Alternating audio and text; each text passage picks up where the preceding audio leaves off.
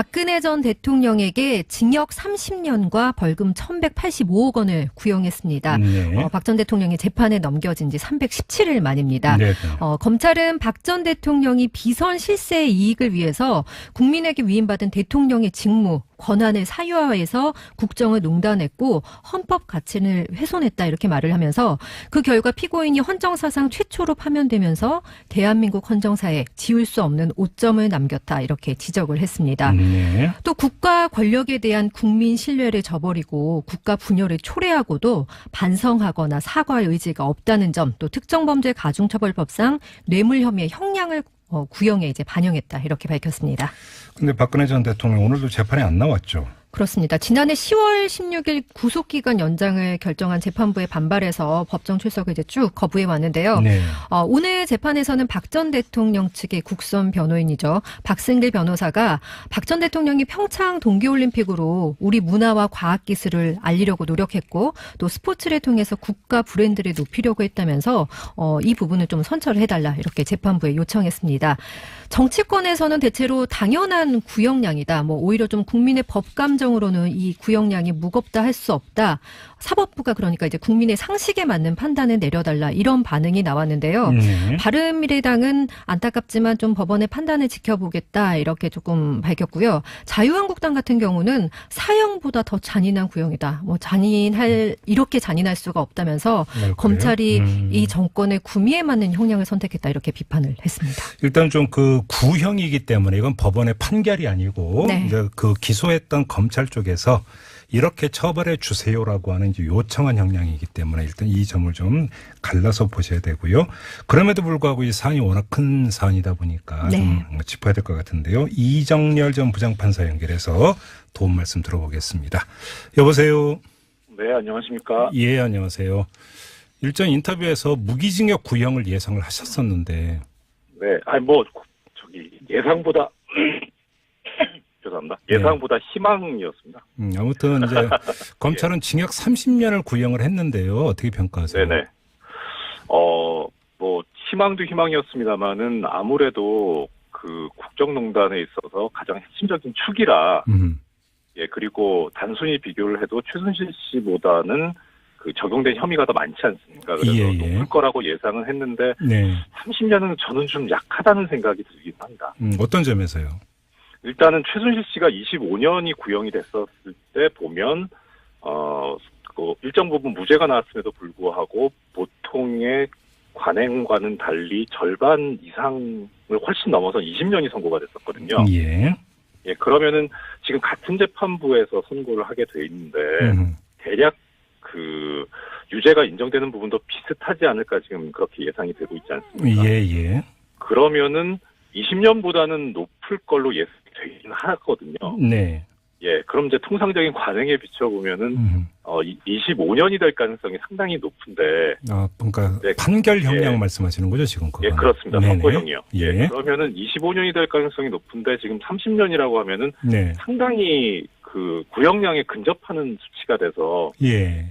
그래서 법원에서 이렇게 그 구형이 30년 정도면 25년까지 갈 수 있겠는가 하는 그런 또 의구심이 들거든요. 잠깐만요. 그러면 더 궁금해지는 게 그러면 검찰은 왜 구형량을 이렇게 정했을 거예요, 그러면? 아마 처음에, 그러니까 보통은 구형량을 정하는 게 이제 기소 단계에서 정합니다. 그러니까 네네. 수사를 완성을 하고 나서 이것이 전부 유죄가 된다면 어느 정도다라고 하기 때문에 최순실 씨도 그렇고 그 박근혜 피고인도 그렇고 처음에 그렇게 정했을 겁니다. 25년, 30년 이렇게. 네. 예, 그런데 이제 사실 그 최순실 씨에 대한 선고가 20년이 나온 거는 아마 검찰에서 예상 바뀌었을 겁니다. 예. 그러니까 근데 그것을 보고 좀 바꿨으면 싶었는데 최초에 그냥 예상했던 대로 정했던 대로 그대로 30년 한 거 아닌가 그런 생각이 들거든요. 보통 구형량을 기소할 때 정해요? 예, 그러니까 보통 기소 검사가 다 정해서 합니다. 왜냐하면 수사를 했기 때문에 공판 검사 같은 경우에는 이제 수사에 관여를 안 했으니까 사건 내용을 잘 모를 수 있거든요. 다만 차이는 이제 지금 기소검사하고 공판검사하고 동일하다는 게 약간 차이긴 한데 통상적인 관행상 그렇게 해왔기 때문에 아마 기소 단계에서 그렇게 내부적으로 정했을 겁니다. 그렇군요. 자, 벌금 1,185억 원 구형량이 이것도 포함이 되는데 이건 그 최순실 씨에게 구형된 액수와 같아요. 이건 어떻게 산정이 된 거라고 봐야 되는 겁니까? 예, 그 뇌물에 관련해서 이제 뇌물 액수가 1억이 넘어가게 되면은 형법이 적용되는 게 아니고 특정범죄 가중처벌 등에 관한 법률이 적용이 되거든요. 예. 예, 거기서는 벌금을 함께 이제 병과라 그래가지고 같이 선고를 하게 돼 있습니다. 네. 근데 이제 그 받거나 요구하거나 했던 액수의 뇌물 액수의 2배에서 5배 사이. 예. 이렇게 이제 벌금을 같이 선고를 하게 돼 있는데 예. 지금 보면은 그 뭐 요구했거나 뭐 받았거나 한 뇌물의 액수가 560억인가? 네. 그런 걸로 알고 있습니다. 그래서 그 2배에 해당하는 액수를 구형한 것으로 그렇게 계산이 나오네요. 아무튼 근데 최순실 씨에 대한 1심 판결은 이미 나왔지만 검찰은 그 판결에 네. 불복을 했기 때문에 네. 판결의 어떤 그 뇌물 액수 산정에 대해서 그걸 그대로 받아들여서 벌금 구형을 할 수 없으니까 애초대로 네, 구형을 그렇죠. 했다 이렇게 이해를 하면 되는 거죠. 예, 어차피 검찰 입장에서는 기소한 것이 이거는 무죄가 될 거야라고 기소를 하지는 않지 않습니까? 그렇죠. 예. 정부가 유죄가 될 거를 이제 예상을 하고 기대를 하고 기소를 하기 때문에 거기에 맞춰서 또 구형도 하는 거고요. 자, 오늘 그 박근혜 전 대통령은 법정 출석을 하지 않았는데요. 조금 전에 네. 이제 그 판결을 예상을 하셨으니까 그건 따로 여쭙지 않겠는데 네네. 재판부에서 판결 형량을 정할 때 네. 뭐 옛날 용어로 하면 개전의 정이 보인다 안 보인다. 그래서 네. 반성의 기미가 있다 없다 이런 것들이 형량을 정하는 하나의 기준점 아닙니까? 그렇죠. 자, 그러면 법정에 출석하지 않은 것은 어떤 영향을 미치게 되는 겁니까? 뭐 사유상으로는 법정에 출석할 수 없는 사유가 있는 경우에 뭐 질환이 있거나 네. 그런 경우에 이제 걸석 재판의 요건이 그렇기는 하거든요. 그런데 네네. 사실 법원에서도 재판부에서도 알고는 있죠. 지금 뭐 특별히 이렇게 출석을 못할 정도의 질환이 있는 건 아닌데 네. 박근혜 피고인 입장에서도 재판을 거부하겠다는 의사를 공공연하게 표명을 했었고요. 예. 그러니까 엄밀하게 말하면은 이제 조금 전에 앵커께서 말씀하신 진지한 반성이 없는 거죠. 개전의 정이 없는 거죠. 예. 아마 그건 양형에 있어서 참작이 될 겁니다. 그 양형위원회에서 마련한 양형 기준에도 그 부분을 참작하라고 돼 있거든요. 근데 아무튼 지금 좋지 않은 영향을 미칠 겁니다. 네. 1심 판결에서 최순실 씨에 대해서 징역 20년형이 선고가 됐기 때문에 네. 그 박근혜 전 대통령에 대해서 무조건 그 이상이라고 보는 것이 합리적인 것이죠. 두 가지 관점이 있을 수는 있습니다. 예. 네. 이제 하나는 그 뇌물만 놓고 봤을 때는 실제 이득을 본 사람은 박근혜 피고인이 아니고 최순실 피고인이었거든요. 예. 그러니까 이득을 본 사람 위주로 본다면 최순실 피고인이 더 높을 수는 있는데요. 네. 그런데 보통 그렇게 보는 게 아니라 일단 뇌물에 있어서는 주체가 되는 사람이 공무원이기 때문에 예.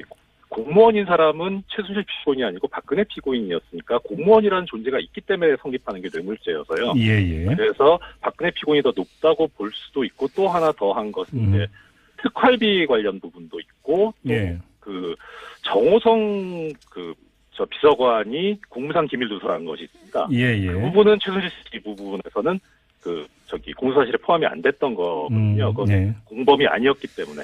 그래서 추가된 이제 여러 가지 혐의가 있기 때문에 그런 것까지 감안을 한다면 그 부분이 유죄가 됐을 때는 당연히 박근혜 피고인 쪽이 더 높다고 볼 수 있죠.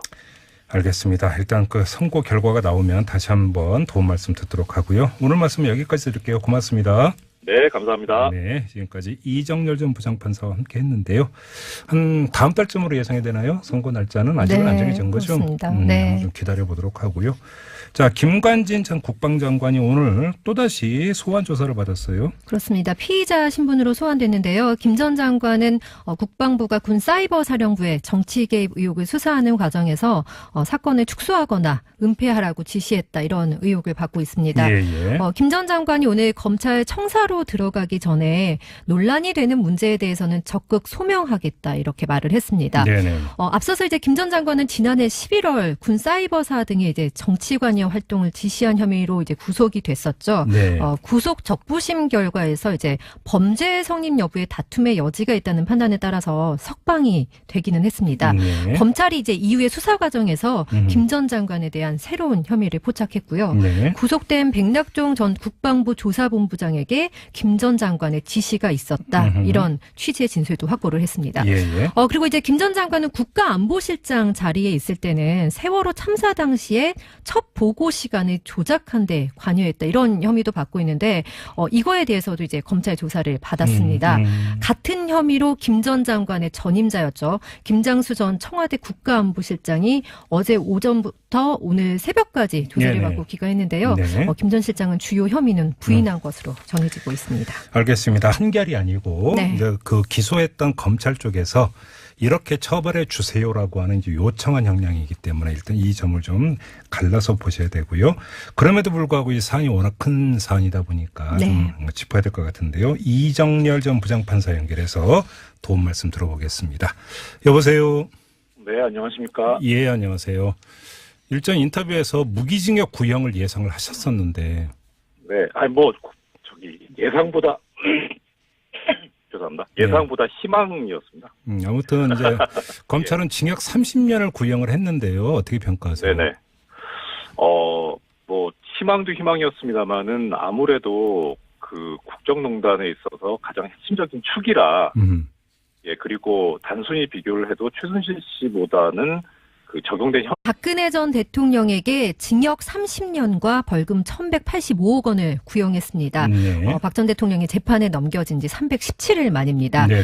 검찰은 박 전 대통령이 비선 실세의 이익을 위해서 국민에게 위임받은 대통령의 직무, 권한을 사유화해서 국정을 농단했고 헌법 가치를 훼손했다 이렇게 말을 하면서 그 결과 피고인이 헌정사상 최초로 파면되면서 대한민국 헌정사에 지울 수 없는 오점을 남겼다 이렇게 지적을 했습니다. 네. 또 국가 권력에 대한 국민 신뢰를 저버리고 국가 분열을 초래하고도 반성하거나 사과의 의지가 없다는 점, 또 특정범죄 가중처벌법상 뇌물 혐의의 형량을 구형에 이제 반영했다 이렇게 밝혔습니다. 근데 박근혜 전 대통령 오늘도 재판에 안 나왔죠. 그렇습니다. 지난해 10월 16일 구속기간 연장을 결정한 재판부에 반발해서 법정 출석을 이제 쭉 거부해 왔는데요. 네. 오늘 재판에서는 박 전 대통령 측의 국선 변호인이죠. 박승길 변호사가 박 전 대통령이 평창 동계올림픽으로 우리 문화와 과학기술을 알리려고 노력했고 또 스포츠를 통해서 국가 브랜드를 높이려고 했다면서 이 부분을 좀 선처를 해달라 이렇게 재판부에 요청했습니다.